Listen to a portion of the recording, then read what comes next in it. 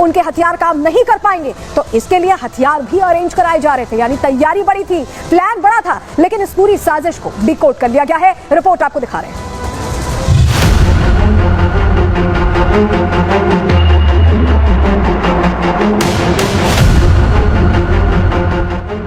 सलमान खान को मारने का डेंजर प्लान रेडी था, लेकिन सलमान की बुलेट प्रूफ गाड़ी और आसपास मौजूद सुरक्षा कर्मियों ने इस प्लान पर ब्रेक लगा दिया।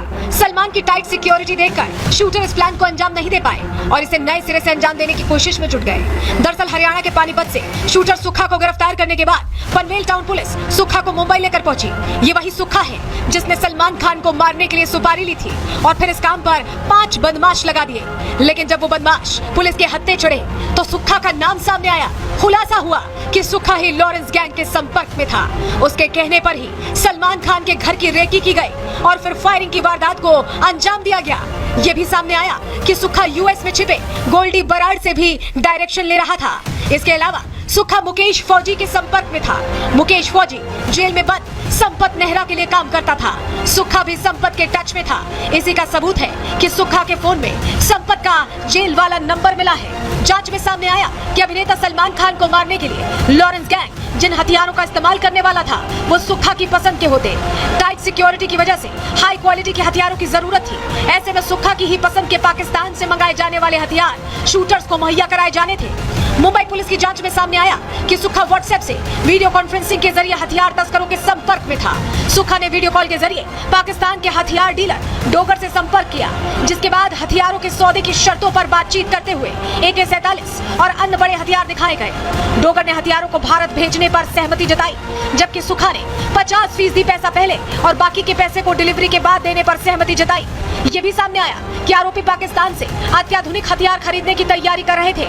ऐसे हथियार जिनसे पंजाबी सिंगर सिद्धू मूसेवाला की हत्या की गई थी। इतना ही नहीं, आरोपियों ने सलमान खान की हत्या के लिए 18 साल से कम उम्र के लड़कों को काम पर रखा था, जो फिलहाल पुणे, रायगढ़, नवी मुंबई, ठाणे और गुजरात में छिपे हुए हैं। पुलिस ने अपनी चार्जशीट में यह भी बताया कि सभी शूटर कनाडा स्थित गैंगस्टर गोल्डी बराड़ और लॉरेंस बिश्नोई के भाई अनमोल बिश्नोई से हरी झंडी मिलने का इंतजार कर रहे थे।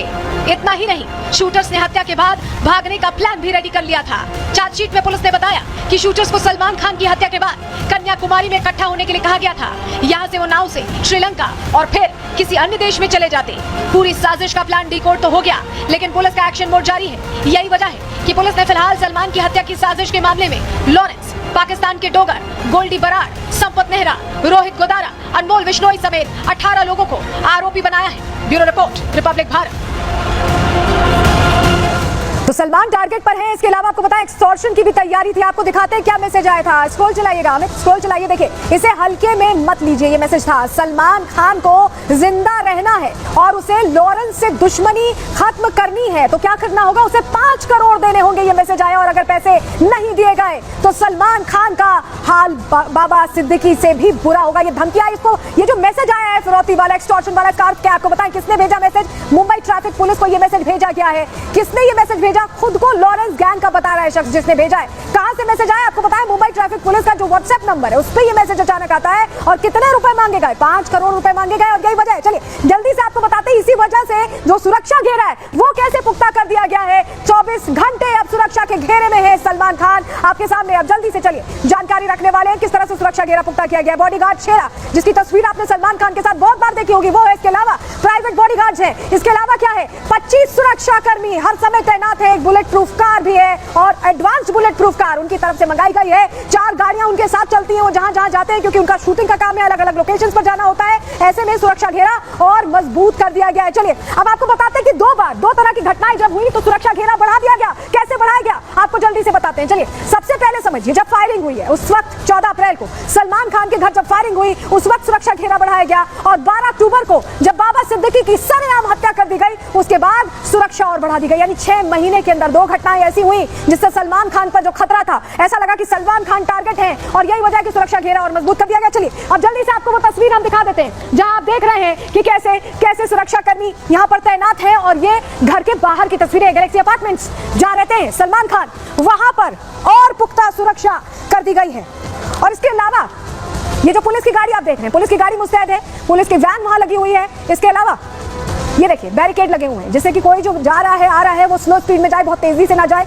उसको आइडेंटिफाई करने के लिए सीसीटीवी से नजर भी रखी जा रही है। सीसीटीवी कैमरों की संख्या यहाँ पर बढ़ा दी गई है। और अब आपको बताएं कि एक स्पेशल गाड़ी भी सलमान खान ने मंगवाई है। जी हाँ, सलमान खान ने बुलेट प्रूफ निसान एसयूवी खरीदी है और दुबई से भारत इसे इंपोर्ट कराया गया है। निसान एसयूवी दुबई से भारत आएगी। कार में एक्सप्लोर जीव अलर्ट इंडिकेटर लगा हुआ है। इस कार की बुलेट प्रूफ ग्लास जो है वो शील्ड काफी मजबूत बताई जाती है। शीशे को फायरिंग से बचाने के लिए इसे डिजाइन किया गया, यानी अगर फायर होता भी है तो कोई असर नहीं होगा। गाड़ी में बम अलर्ट सेंसर भी लगा हुआ है, डार्क शेड्स हैं।